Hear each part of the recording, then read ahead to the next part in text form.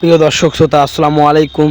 আশা করি আপনারা সকলে ভালো আছেন। তো ভালো আছেন জন্যই আমরা আজকে চলে এসেছি আপনাদের মাঝে আরও একটি ভিডিও নিয়ে। তো দর্শক শ্রোতা আমরা আজকে যাকে নিয়ে কথা বলবো অবশ্যই আপনারা তাকে স্ক্রিনে দেখে চিনতে পেরে গেছেন।